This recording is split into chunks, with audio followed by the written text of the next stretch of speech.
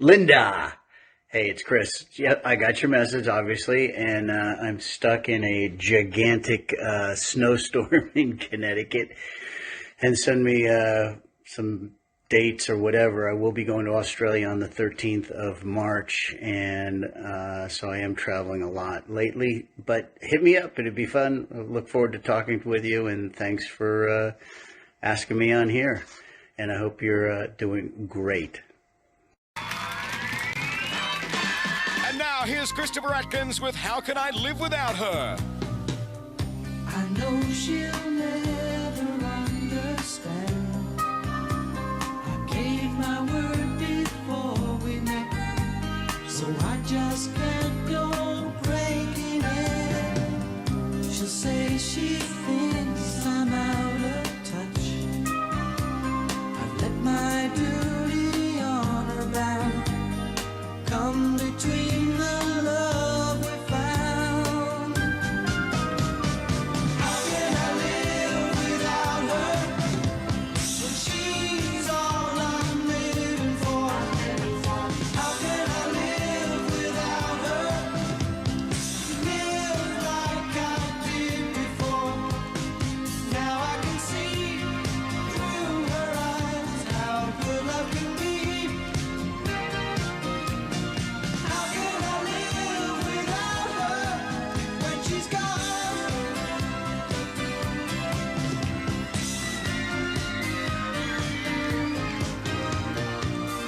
No matter what the future brings, I'll hold the memories in my heart. No matter how long we're apart, she'll always be the only one. Her name forever on my lips. She's slipping through my fingertips. How can I live without her when she's all I'm living for? How can I live without her? Live like I did before. Now I can see through her eyes how good love can be. How can I live without her when she's gone?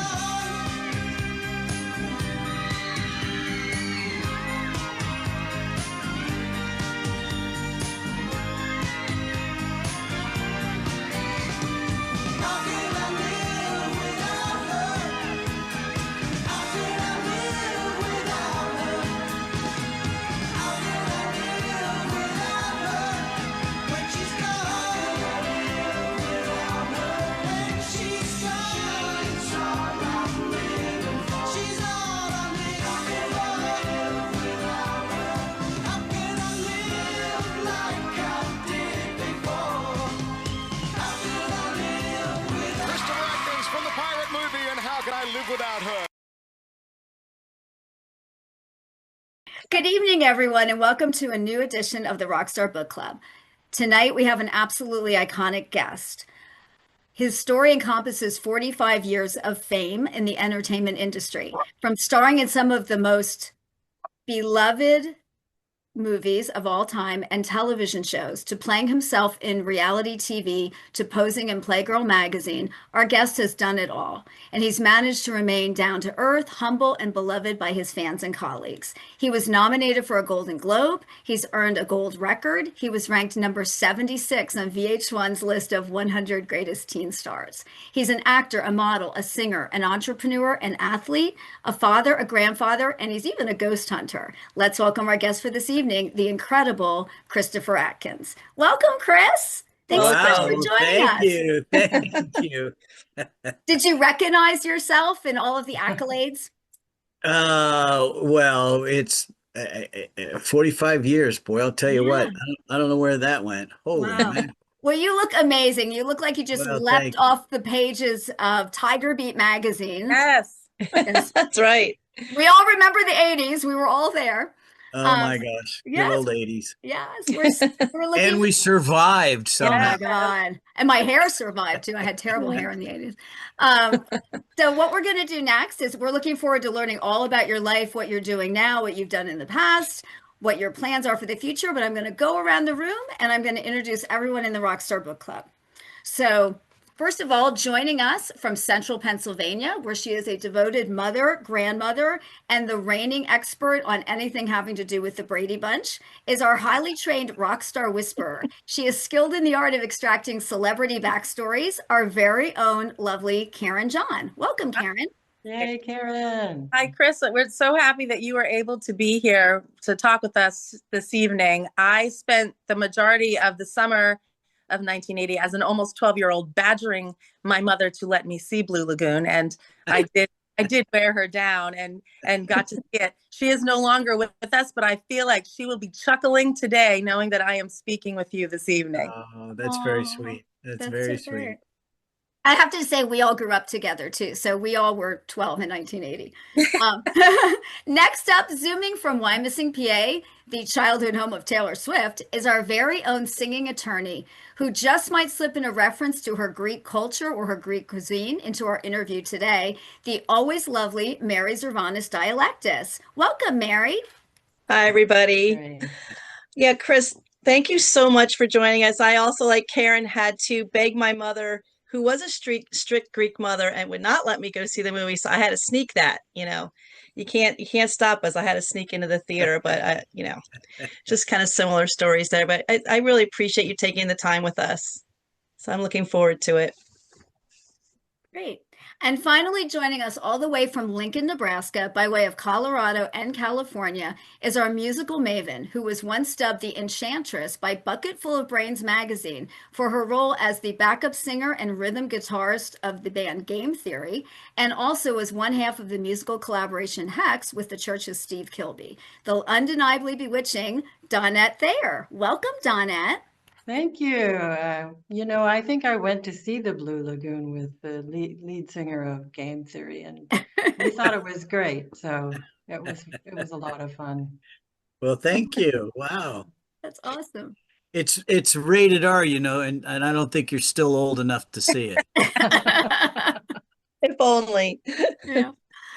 Um, wow. So we've all joined the chat. So we're Oh, gonna. well, hold on a second. Hold on a second there, Linda. Okay. I want to introduce the one who started all of this, also hailing from Pennsylvania. She grew up with everybody. I'm the odd man out here. The beautiful and dynamic Linda Donofrio, and she lives right at the heart of influence, connection, and culture. And she has friends who range from hospice patients to superstars. And Wow. she brings Go, Linda. authenticity, warmth, grounded sense of humor to every room she enters. And I really love watching her make things happen and being part of her world. So go ahead now. You can take it away, Linda. Aw, that's so sweet. Thank you. I also love how I saw Chris giving a little Muppet cheer to each one of us too. That was really super sweet of you. So I'll just start with the first question, then we'll go around the room. We'll all participate if that works for you. So the Blue Lagoon just celebrated its 45th anniversary. We were just commenting how impossible that seems. There's probably no one on the planet that has neither seen that movie or is aware of it in some way. Oops, I lost my page there. You then starred in the Pirate movie, a movie that didn't really do that well commercially at the box office, but has an enormous cult following. And then you also were cast as Peter Richards in a really groundbreaking role in Dallas, where you were a younger man to Sue Ellen Ewing, to Linda Gray. What is it about you as an actor or your personality that lends itself to these iconic roles? Like you probably could go to any convention and have a line of people. You could run into somebody on the street and they're like, "Hey, you're the guy from the Blue Lagoon." What do you think it is about you as a personality or an actor that you're so like beloved and remembered by people? And do you feel a responsibility or a sense of responsibility to the public to kind of keep up the discussion on those roles and continue to talk about them? Wow. Okay, lots of questions. Good questions. Yeah, I've just been very blessed. I can't say anything else. I've been very blessed on the projects that I was able to be in and do back then. Um, And as far as things like the Blue Lagoon, that was it just turned out to be a remarkable movie. It was a Romeo Juliet, and it hit on a lot of chords. And I'll never forget the director one day said, "Hey, do you want to go check out the lines?" And it was at the Cinerama Dome is where it premiered. It was one of the last of the Hollywood premieres where they put the red carpet out and all the limos and people showed up for the big premiere, and it was very exciting. And so we went to go look at the lines. We went to a restaurant across the street and we saw these lines, and the lines went all the way down and around the building like a Star Wars line. And I couldn't believe it. And there was this giant cardboard cutout of Brooke and I that was out front in our little jock straps. And I always called it a diaper. And it was truly amazing. But at that point in time, I was 18. I was just coming out of high school, and I'd never thought in a million years of being an actor, or thought of being an actor, or wanted to be an actor, and it just got picked, and that's a whole nother story I'm sure we'll get into in a little bit. But it changed my entire life, as you know. It was Columbia Pictures' biggest movie of 1980, and then they put me on a world tour for literally almost 2 years. And there wasn't a place after that movie that I could go on the planet that I didn't have my hair pulled and my shirt ripped. And I mean, it was literally unbelievable. As a matter of fact, I was just down in Darien at the needlepoint. I'm in Connecticut, so I was down at Darien at the needlepoint store getting needlepoint from my mom. And the women in there still were going off about Blue Lagoon. Of course. You're part of like people's childhood and their memories. I mean, the impact of TV shows, movies, music on you as you're growing up, it's huge. It's just the rest of your life. You're always going to be part of our lives. So, Yeah, it was pretty remarkable. And what's fascinating is that movie still garners fans all over the world to this day. I only do Instagram because I can't figure any of the rest of that crap out. So I only do Instagram. It's just fascinating to me. Brazil, they just for some reason they love that movie down in Brazil. So it's just wonderful to see, and I'm just blessed that way, I guess, that happened.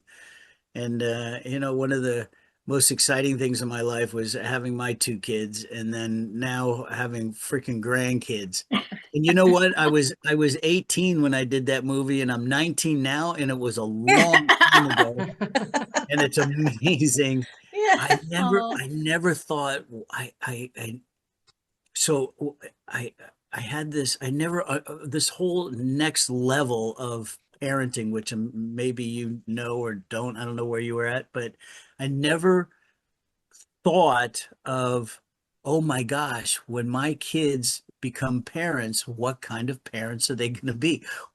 What did I do right and what did I do wrong?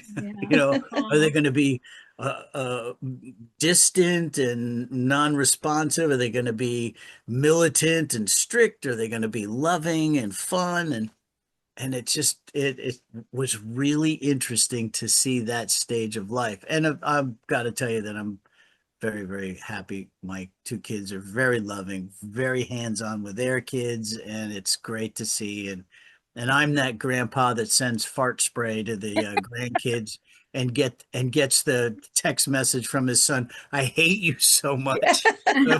Aw. That's And then, great. and then I top it off with sending them harmonicas. Yeah. How old are your Stay grandkids? there. My son has two boys and my daughter has one boy, and my son's oldest is 12, the youngest is 7, and my daughter has one that's two. They're 2 months apart, so hers is 7. And Oh, it's really nice. it's really funny because my son's oldest at 12, he wants to graduate high school at 8th grade, and he's in 7th grade now. I mean, he wants to be a rocket scientist. He's super smart. And then the little one has already been suspended. He's a total stud at 7 years old. And what's really funny is they live down in Myrtle Beach, and they're in a roller hockey league. And Oh, the little one loves playing goalie. And so my son got him all this goalie gear, and they play in the garage and all of this sort of stuff. Well, the oldest one's team lost their goalie. So So my son goes, "Oh, hey, Baron, his first son, his little brother's likes to play goalie, but he's only 7." And all the parents are like, "We need one. Yeah, throw him in." It's And so incredible. this 7-year-old is out there with these 12 and 13-year-olds just getting creamed, and he loves it. Aw. Well, I mean, you were a great athlete. Weren't you a great baseball player? Yeah, yeah. I found Yeah. out later that I was going to get drafted by the Phillies. Oh my goodness. Oh, well, Wow. we're here in Pennsylvania. We're not far from Philadelphia. Yeah. Well, that's another story, and I'll tell you. But my son was a very, very good baseball player, and he was going to get drafted by the Marlins, but he got recruited to play ball in North Carolina.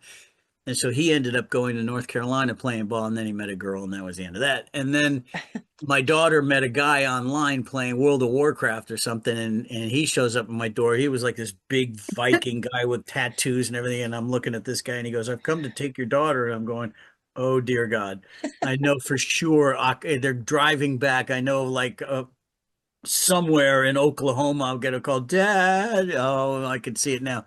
Ended up, he's a great guy, and they've been married now and have a son. So when my son was 12, a buddy of mine acquired this organization called the Area Code Games, and the Area Code Games are the #1 high school baseball showcase in the United States, and they play in Long Beach. And he said, "Hey, bring your son down. One day he's going to play with us." And so I brought him down, and we watched the game going on, and I went up and I found him, and he was up in the booth, and he was up there with 2 guys. One guy was Don Slott, who was a baseball player forever, and the other one was this guy, Craig Wallenbrook, who was a hitting coach, and it turned out later he was the hitting coach to the Dodgers. And he's worked with Chase Utley and A-Rod and all kinds of people. And so I'm up there, and Craig, baseball guys, turns to me and he goes, "Blue Lagoon, right?" I went, "Yeah, yeah, yeah." He goes, "My girlfriend made me go see that movie of yours years ago." He said, "I'm sleeping through your movie." He said, "And then all of a sudden, I see you hitting these rocks with a stick in the movie." He said, "I sat up and I hit my girlfriend and said, 'Hey man, that kid can hit.'" And I went, "Oh, well, thanks." And he goes, "No, no, no, no." He says, "You could hit." And I said, "Well," and he said, "No," he said, "You could hit." He says, "You're a lefty, right?" And in the movie, I hit lefty, but the little kid who plays me younger, it's righty, and nobody Yeah. ever picks that up. But I'm a lefty. So I go, "Yeah, yeah, yeah, left-handed." And he goes, "East Coast." And I looked at him. I said, "Well, yeah, how did you know? I'm born and raised in Rye, New York." And he says, "You had bad knees." And when I was in high school, I had 3 knee operations. It took me right out of sports, Oh. and I was devastated. And I go, "Yeah." And I showed him the scar in my knee and everything. And he said, "Do you know the Phillies were going to draft you?" And I turned to my son. I said, "I told you I knew what I was talking about." And I said I could die a happy guy. He said the Phillies crosschecker thought you were the best natural left-handed hitter on the East Coast and could run like a deer. And I said, "Say it louder." So anyway, Aw. so that was my Wow.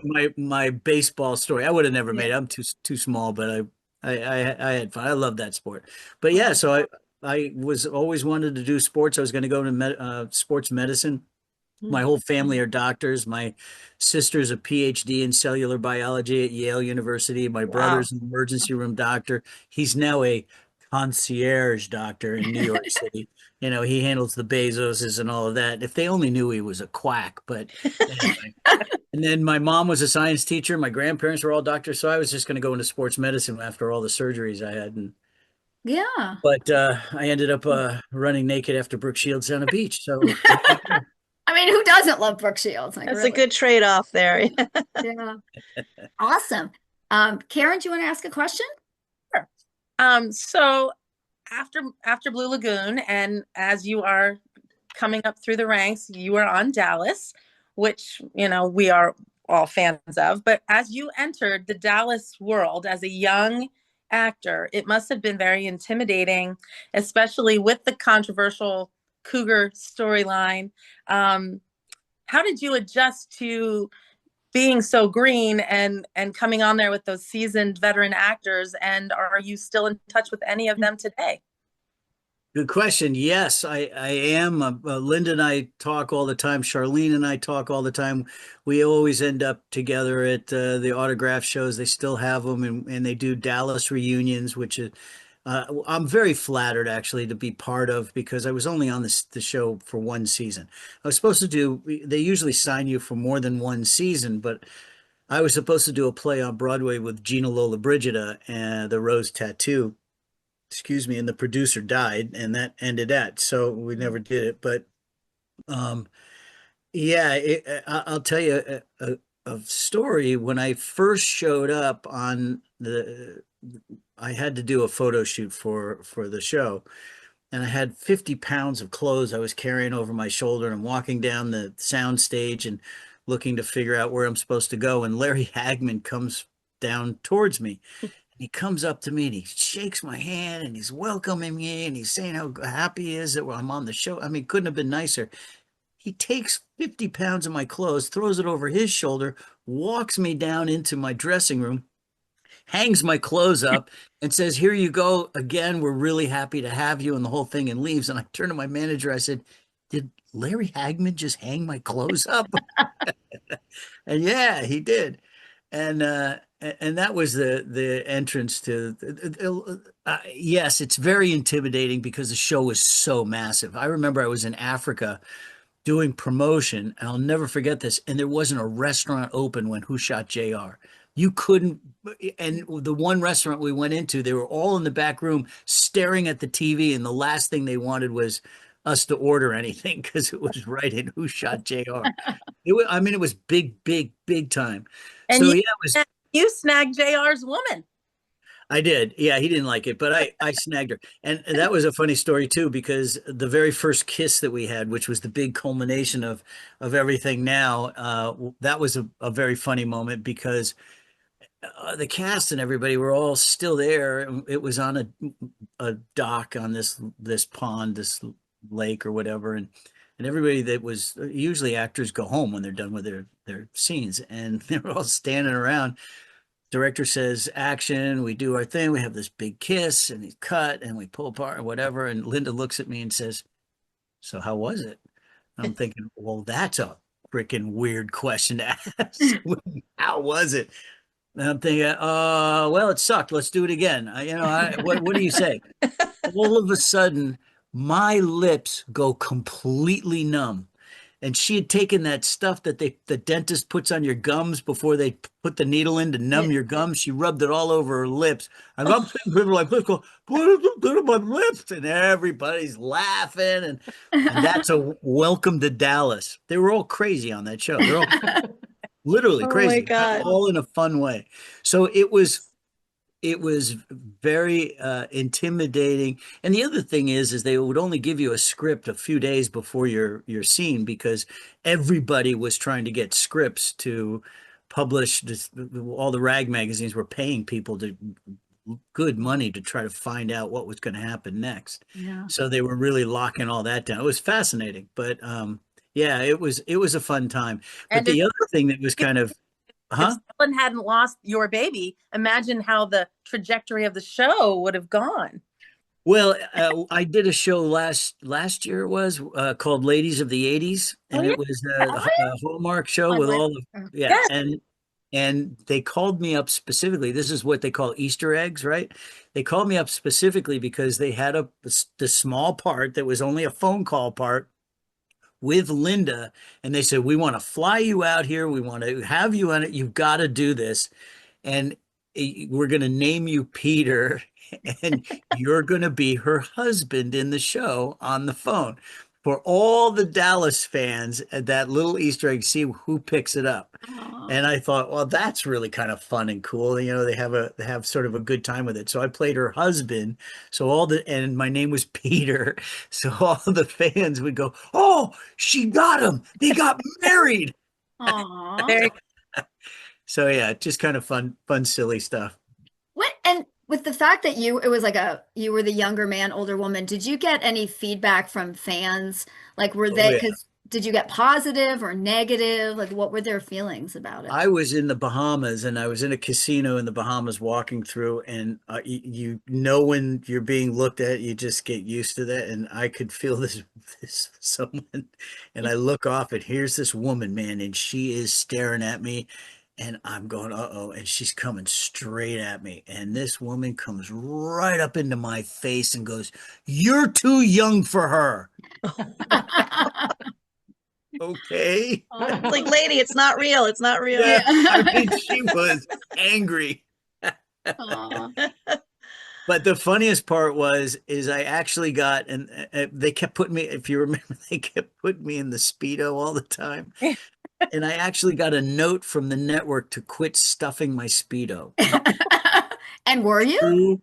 No. I mean, Ay, ay, ay. I didn't even know what that meant at the time until my manager had to explain it to me. And what? I said, that's a backhanded compliment if I ever heard one. Yeah. Right, right. It's definitely a compliment. Oh, that's so great. Um, Mara, do you want to ask a question? Yeah, sure. I was looking at the pirate movie. I was wondering because it showed a different side of you, and we all loved actually the music, the song you sang. What drew you to that project? Was there something special about that project that drew you to it? Well, yeah, two things. One, it was a musical and had never done a musical, and two was Australia. We shot it in Australia, and so Australia, the crew that was on Blue Lagoon, it was probably the first or one of the first biggest movies the Australian film industry had ever worked on. And the pirate movie was the most expensive film at that time that had ever been shot in Australia. So the crew were all Australian on Blue Lagoon, and they were the greatest people in the world. And I just absolutely adored them. So I was really looking forward to going back to Australia and shooting this picture. And then the sake that it was a musical, it was pirates, and it was based obviously on Pirates of Penzance. I had to take singing and fencing and dance Wow. for that, which was really fun. It was a lot of work. It was really fun. But the Pirate King, who was also the producer, never showed up for the rehearsals. So every time we'd have these sword fights with the Pirate King, I'd be going left, he'd be going right, and I had welts all over me going, Oh, you got to come to rehearsal. You're going the wrong way. Oh, But I'll tell you an interesting story about that movie. I don't know if it's appropriate or not, but I'm going to tell you because I'm old and I'm allowed to now. So, uh, well, I came home from work one day and I bought a Playboy at the hotel, and it had the Playmate of the Year on the cover and the whole thing. And I thought it was football season, so I wanted to read the articles about football. And so I had the Playboy, and I go to the fold out, and I'm looking, and it said the Playmate of the Year and height, weight, color, and everything. Favorite movie, Blue Lagoon. I oh. went, oh, why can't I meet a girl like this? Unbelievable. 2 years later, I'm back in Australia and I'm doing another show, and she was one of the models in the show. And I had no idea it was her, except for when we were done filming one day. Me and the sound guy went to go get the girls to go. We were all going out to dinner, and they weren't ready yet. And she had her portfolio on the bed. And I said, "Oh, can I look through your book?" And she said, "Yeah." And I'm flipping through, and there's that picture. And I went, "Oh, you're that girl." And 6 months we were married later. 6 months later, we oh my were married, and we God. lasted 20 years.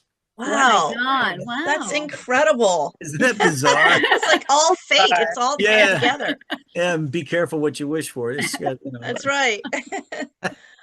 Awesome. but that's kind of a funny story. So yeah, that was a really special movie. And Christy McNichol and I are still really good friends. As a matter of fact, we're having a pirate movie screening and reunion in May, the end of May 25th at the oh God, I always forget what the name of the hotel. I'm going to post it on my Instagram, or I have posted it once. I'm going to post it more often as it gets closer, but I think it's May 25th at the hotel by the airport, where they're going to have a screening, question and answer, and autograph signing, because Wow. so many people just like you said, it was a huge cult movie. I get more people asking me for autographs on Pirate Movie than I do Blue Lagoon. It's just unbelievable. It's funny because Karen and I went to a like a convention. We'd never been to one, and we were going because we wanted to meet Christy McNichol. I love the show Family. We love, like movies she was in, whatever. We get there, she called in sick. we never, Uh, we never got to meet her. We're like, you're kidding. uh, We met other people, but that's so funny. yeah, yeah. No, Yeah. I love Christy. She's one of the only actresses that I've worked with. There's only a handful, not maybe not even that I still keep in touch with and I still talk to now and then. And she'll just send me an email once in a while. How are you doing? So that's the kind of girl she is. But yeah, so we're looking forward to it because like I said, the Pirate movie was so. And then there's another guy who wants to do it in Knoxville, Tennessee in July, I think. So Wow. yeah. Cool. Awesome. Donette, do you want to ask a question? Yeah. Having heard your story about just jumping into the deep end of the Blue Lagoon, right? I Mm. wonder, did you get much coaching while you were doing that? And uh, how did you manage? Well, that's a very good question, and the answer is I had no clue at all what I was doing. So they You just did a said great job, I thought. I had never acted before. I actually told them when they told me I had the movie, I said, look, I can't, I've got a softball game at the Ford Modeling Agency. I'm going to miss my train. I can't talk to you right now. No, no, no, no. You don't understand. You got the movie. We need to talk to you about it. And I said, I'm late. Can we talk later? I got a game, man.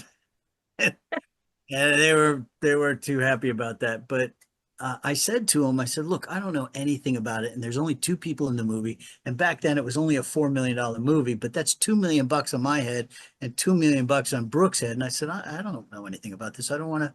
And they actually said to me that they wouldn't have cast me if they didn't think I could do it.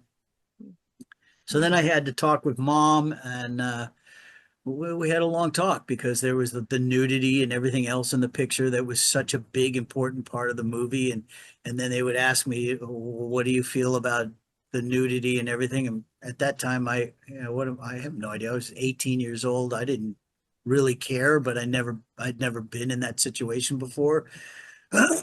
So we talked about it, and my mom basically said, hey, listen, if you don't like it, you don't ever have to do it again.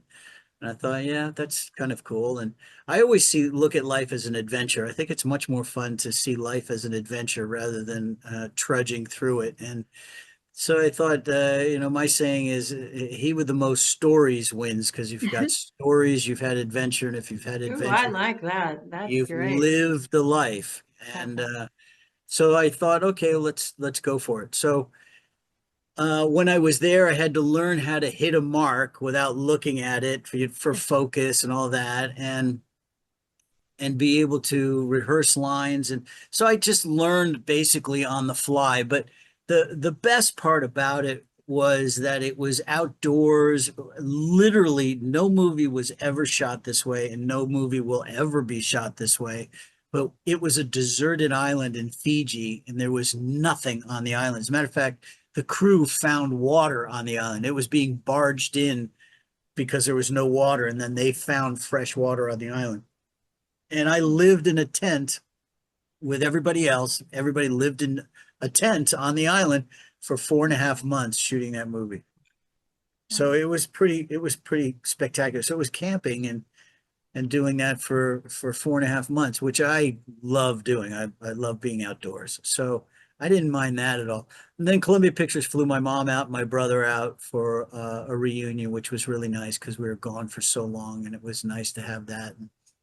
And yeah, so I learned all of that basically on the fly. And then Brooke gave me a lot of help. She was seasoned at 15. She was 14 on the island, turned 15 on the island, and she was already seasoned with all the things that she had done, and so she was great. She helped me out a lot on that respect. And the rest of it, I had no clue what the hell I was doing, so I just I just You rolled know, with it. the innocence that you had in that really, it was, I guess, real, and it really played well, I thought. Well, thank you. Thank you. Yeah. So, That okay, was I've got a follow-up question with that. okay. So, what was the most interesting piece of advice, I guess, that you got from anybody regarding acting? Wow. Uh, well, John Travolta once said to me, if you don't know what to do, don't do anything because the right thing will happen. And that was more about projects rather than acting. Um, uh, I think you know, that works. huh? I think that works. Oh, That okay. Well, because I mean, Randall Kleiser basically was giving me all the acting. The Randall Kleiser who directed Grease and Blue Lagoon, he was the director. He was basically giving me all the acting tips and whatever to on the island as we were going. Um, but it was also a freedom of being able to learn more about myself. So I think that was the most interesting was recalling something that happened and use that emotion for whatever the scene is that you're trying to do and be able to bring that back and use that. And that was kind of fun. It's like I said, it's an adventure. It's fun to be able to explore myself and what I can't do.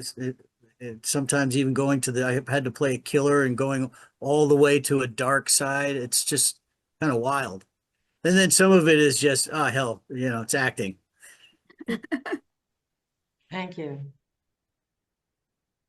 Just kind of touching on the different co-stars that you've had, how would you describe each of these three famous co-stars in 2 or 3 words? Brooke Shields, Linda Gray, Christy McNichol, and how would they describe you?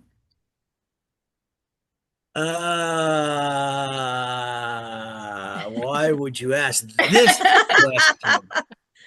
Well, Brooke was the very first girl I ever worked with, and she was 14, 15. We had a little romance. It was more of just a friendship, but the director really wanted us to have that. And he actually put a picture. The first 2 weeks I was there, I lived on a boat before they had a tent for me and all of that. So I lived offshore and they would go over the reef on a shuttle boat. And he had a picture of her on the bunk over my bed, so I'd have to look at her every night before I went to sleep. And she was great. She was really great because she was the very first girl I ever worked with, and we had to deal with a lot. I mean, a lot, but a lot of also magical stuff in the sense of they would catch a sea turtle on the way of bringing tea. It was Australian; they always had to have tea time, and the Fijians would be doing, and they'd catch a sea turtle and bring it, and we'd stop everything and just start filming with the baby on the sea turtle or something. So there was all of this very interesting magic, and it was a great way, I think, for me to break into it because it was so freeing. It was so um, open instead of in a studio or on a sound stage or whatever that or in front of a live audience and all that sort of stuff. I don't know how I would have handled all that. Um, and as far as Linda, I still talk to Linda. Linda is one of my dearest, dearest, dearest friends. I just adore her, and she's got the softest lips I've ever had in my entire life. And she's just wonderful and fun. So she's a genuine lady. And then as far as Christy goes, we had a lot of fun. We respect each other very, very much. And to this day, like I said, she's one of the few that I still talk with and talk to and have a good time with. She's just a very special, special girl. And she went through a lot too in her life and gave up the business and did all that, but she still honors the pirate movie. And it's great. I mean, it's great. So how they would all react to me, hopefully they would say nice things. Hopefully they would say nice. Of course Um, they would. it was it was it was a life experience was Blue Lagoon. It wasn't just an experience, it was a life experience being on a deserted island for 4.5 months in the middle of the South Pacific. And then Dallas was just an off the hook Looney Tunes crazy adventure. That was a whole nother, they're crazy on that show, and that's why I loved being on that show. And then the pirate movie was all the Australians, and we just had a blast. And I got to do the fencing and do the singing and the dancing and all that sort of stuff. And I'm such a sucky dancer that if you ever watch the movie again, you'll see they always put me in the back, and I'm the star of the movie.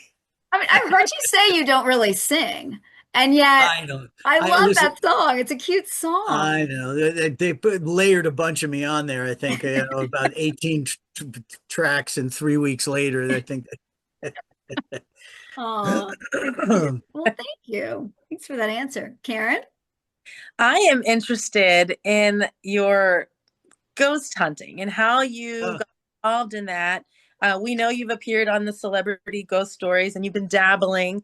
I'm just really interested. We have a brewery in central Pennsylvania called the Rusty Rail, and it is a building from the mid 1800s that was a factory originally for horse and buggies, and then Ford parts were manufactured there. And sadly, there were some fatalities back in the old days. But we have a friendly ghost that lives there named Fred. And Fred appears to many people over the years. But when I saw that this was, something you're still involved in, I would really be interested in hearing your story. Well, here, this is funny. Right in front of me right now, I just got back and they gave me the ghost hunting team. They're called Ashes to Echoes. And they gave me these. One says yes and one says no.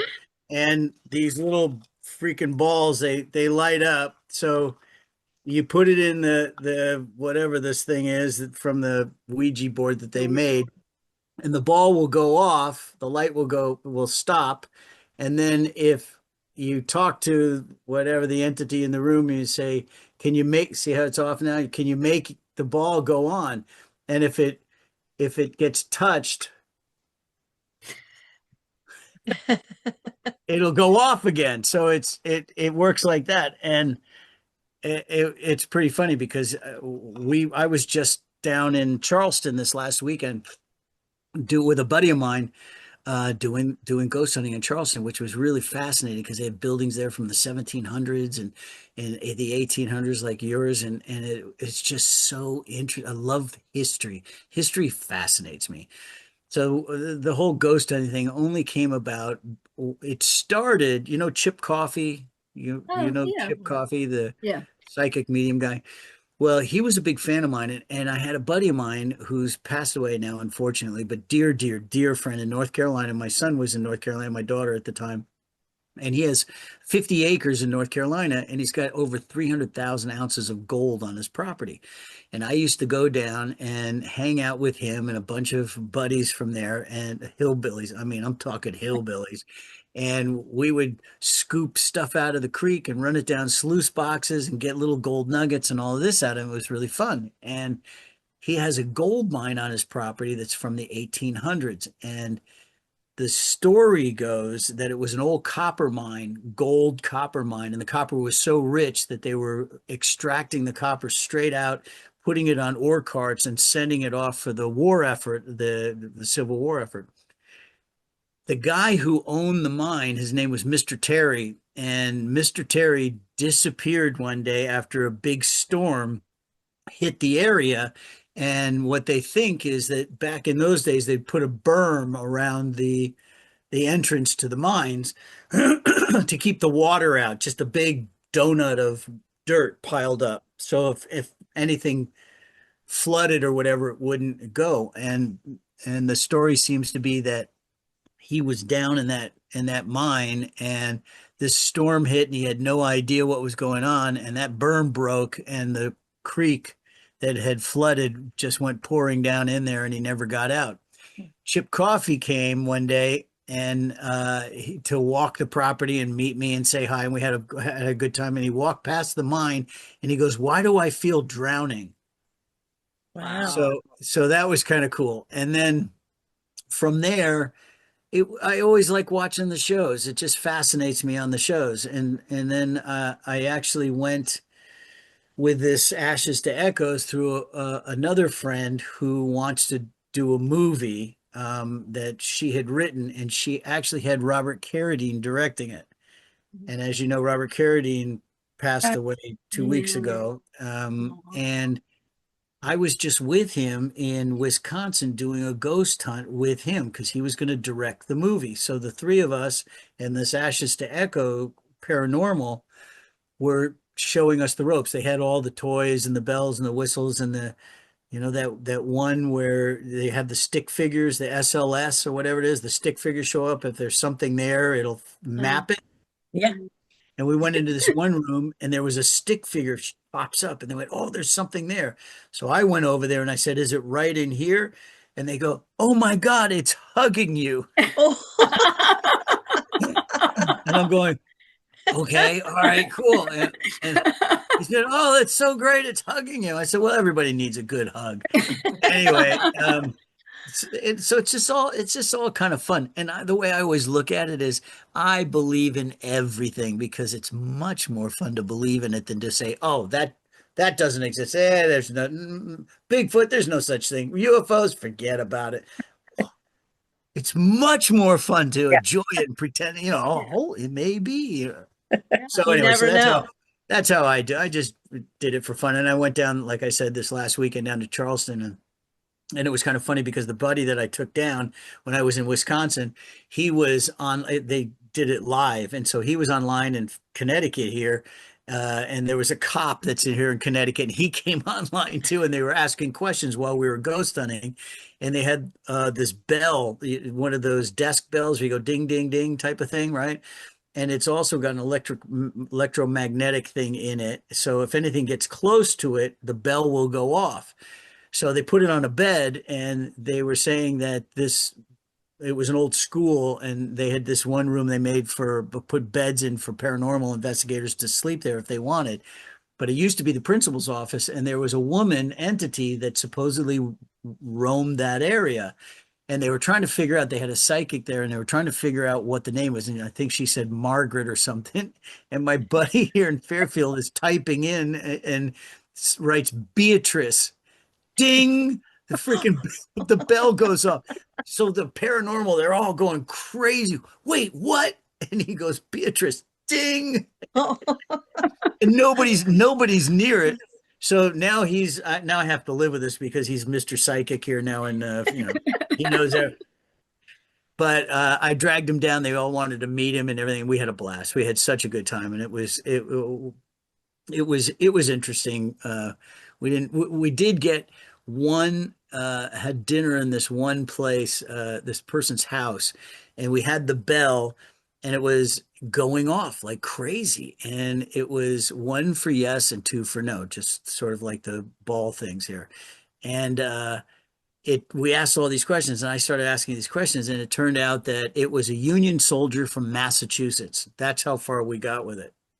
Wow. At least that's where the dings came in. But it was fun. Yeah. So I love all that stuff. I really do. I dig it. I really dig it. Well, And the gold is great. Open invitation to come to Mifflinburg and meet Fred. Where is this now? Indiana? In Mifflinburg, Pennsylvania. Pennsylvania. Yeah. And where my mom is living there with a boyfriend in Bethlehem. Okay. Oh my God. Oh, that's near us. It's an hour from us. Yeah. Oh, is it? Okay. Yeah, I go all the time down there and see old mom. Yep.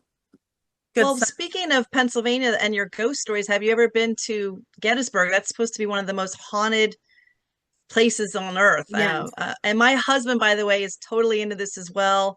I got him a ghost hunting kit for one of our anniversaries, and That's great. he's been wanting to go and stay over. There's penitentiaries that are famous in Pennsylvania for this stuff, but Gettysburg especially, there's been a lot of sightings and activity there from the Civil War, I guess. I've been to Gettysburg, but I didn't ghost hunt there. I mean, actual ghost hunting I've only done with this Ashes to Echoes. And but Um, I knew Jason and Grant from Ghost Hunters when they first started. I met them and they were great. And then Chris Williams, who was on Ghost Hunters with them for a while, she's a dear friend. And then Amy Bruni, who was Kindred Spirits, Amy and Adam. So I've been where they've been filming and gone and visited on set and stuff like that. And Amy lives up in Rhode Island, so I always see her when I go up there because my aunt and uncle live up in Rhode Island, so we always hook up and say hi. Yeah, It's so it's fun. interesting. Yeah. And as a matter of fact, I'm leaving for Australia next week, and we're filming a ghost hunt. Oh, Oh, wow. well, that's Going to be exciting. filming a ghost hunt. Be fun. So the show, we're filming a sizzle for a show, and the guy that I'm doing it with is a big famous interviewer there. I over the years he's interviewed me a bunch of times for Network 10. He was on Channel 10 there, and he is well, very gay, and I'm very straight, and it's that those two ends of the spectrum and how we each deal with whatever comes our way type of thing.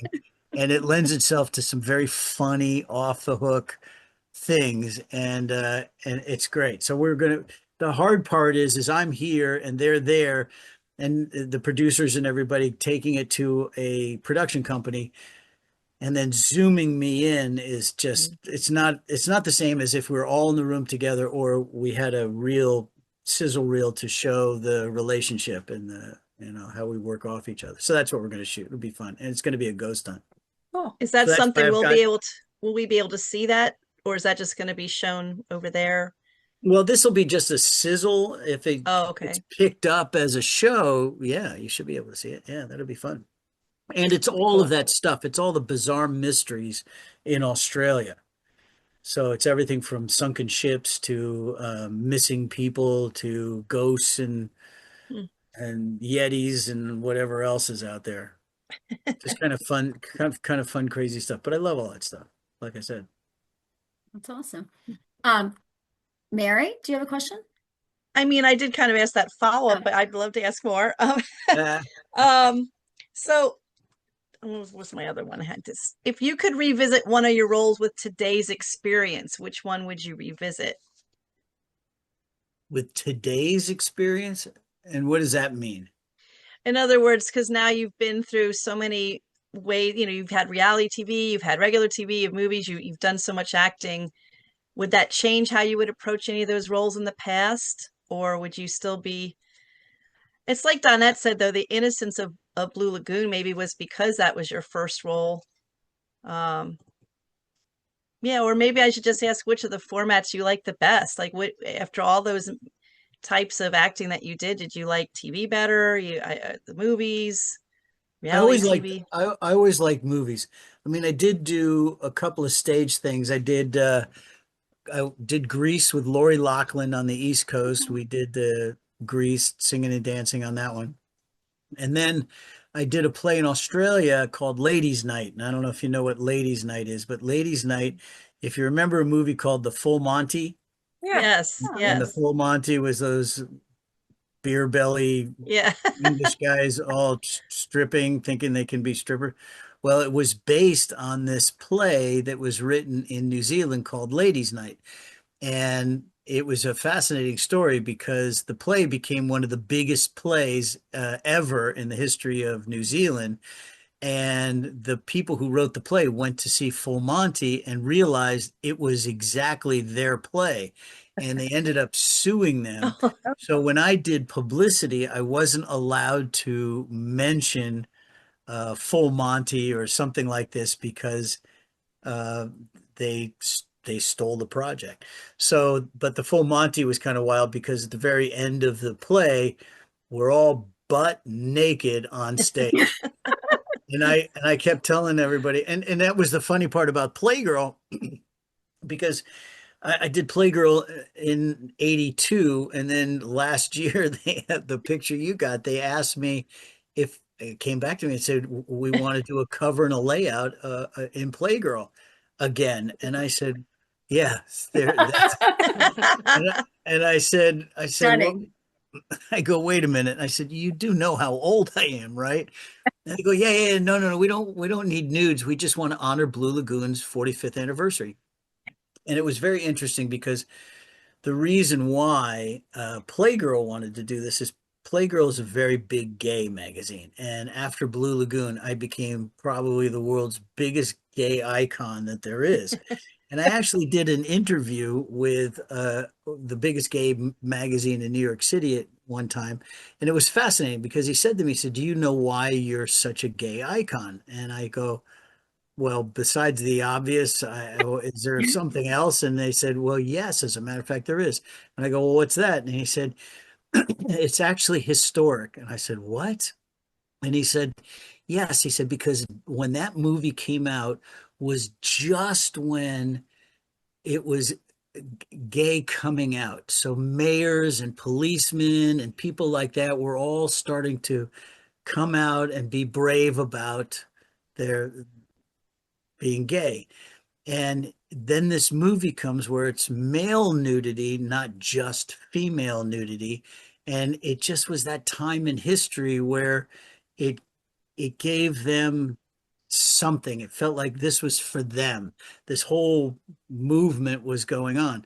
And I went, oh, well, that's kind of interesting. So I'm flattered. So anyway, so the guy who was head of Playgirl came up to me and said, look, I know you've heard this a million times, but I knew I was gay when I saw your movie. I said, yeah, I've heard that a couple of times. I actually did an interview, a TV show in Amsterdam. And the guy comes up and says, I knew I was gay. The producer, I knew I was gay when I saw your movie. And the other producer, who was a female, said, I knew I wasn't gay when I saw your movie. I was going to say that. So there you go. But yeah. Donette? Yeah, okay.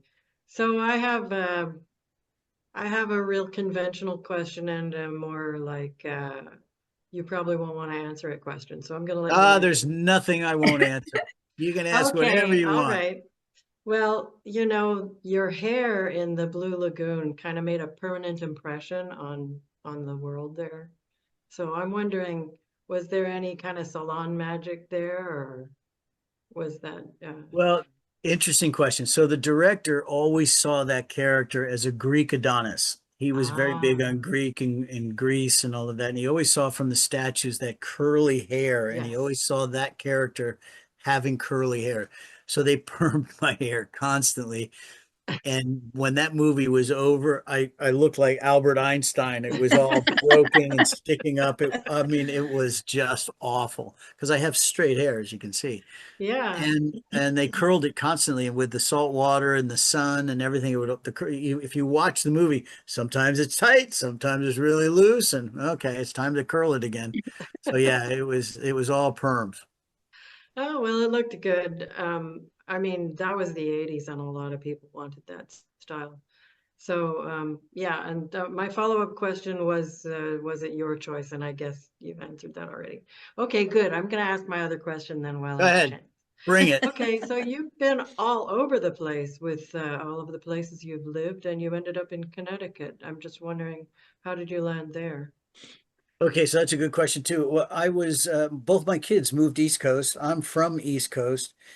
Mom has some memory issues, so she can't remember right now. So she repeats herself a lot, and she's very good about it. And she says, "I'm just full up. There's no more room for any more memory."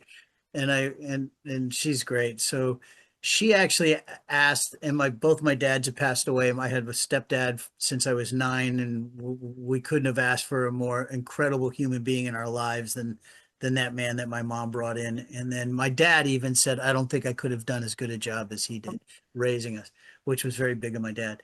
But both of them passed away. My stepmom's in Greenwich. My mom is in Bethlehem with her boyfriend at 89. And so she asked me if I would come back because she knew with the memory thing and all of that, that I'm going to end up taking care of her. So, because she didn't want to be a burden to him and all of that.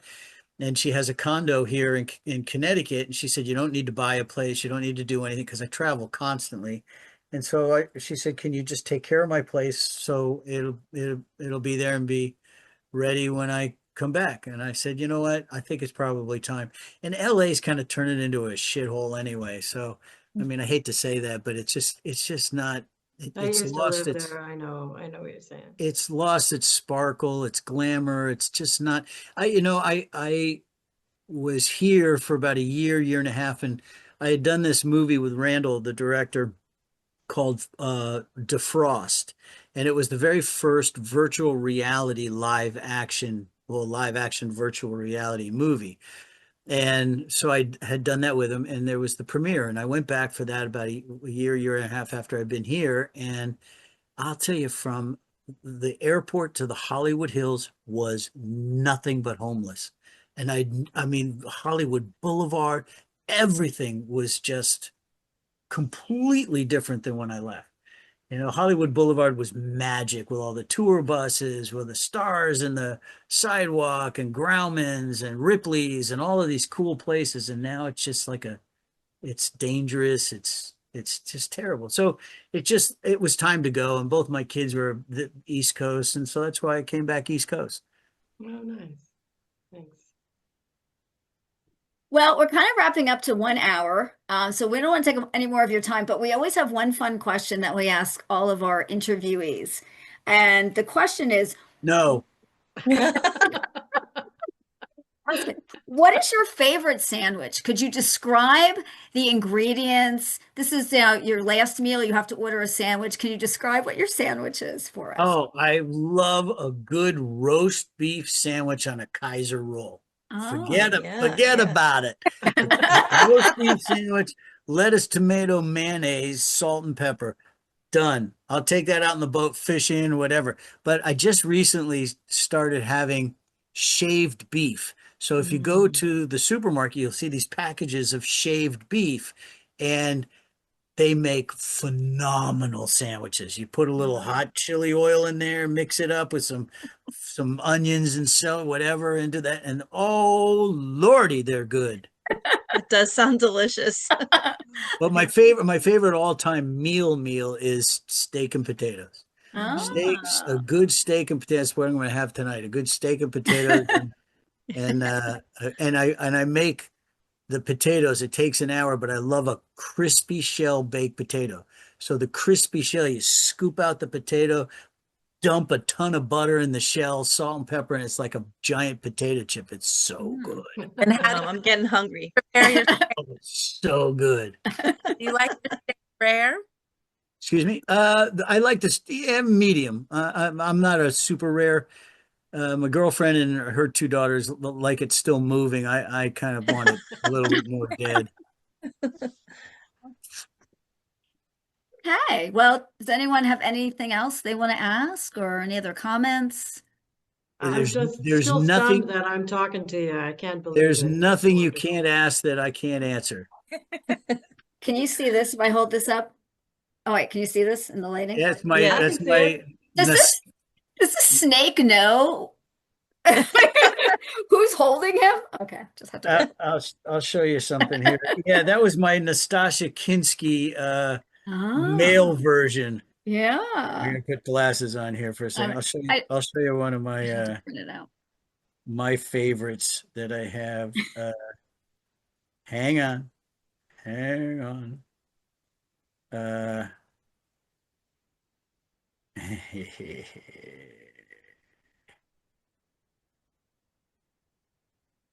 This was uh this is me on a good day. Wow. Can you see it all right? I can. I can't Oh, really now make I it. do. Oh my gosh. Ah! Oh my God. That's great. Oh my God. That's No hysterical. wonder they quit asking me to stuff it. Aw. Well, Chris, Yeah. thank you so much. It's been such a pleasure talking to you. No, it's fun Um, talking to you guys. a lot of Absolutely. fun. You've been delightful. Thank you so much. Yes. Oh, thank you guys. Thank you. Thank you again. Maybe see you in Pennsylvania sometime. They Yep. do have They do have signings and stuff. I think I signed one at the casino there in Bethlehem. Is it? Oh yeah, the Wind Creek. Yes. It used to be Yeah. the Sands or the Wind Creek. Is that? Yeah, I think so. Yeah. I think so. Yeah. Cool. So you never know. Come That say would be hi. awesome. That would be wonderful. Yeah, that That would would be be amazing. fun. Thank you so much. All right, guys. Well, thank you so much. Have a great weekend coming up. Thank too. you too. Take care. Take All right. care. Bye. Bye.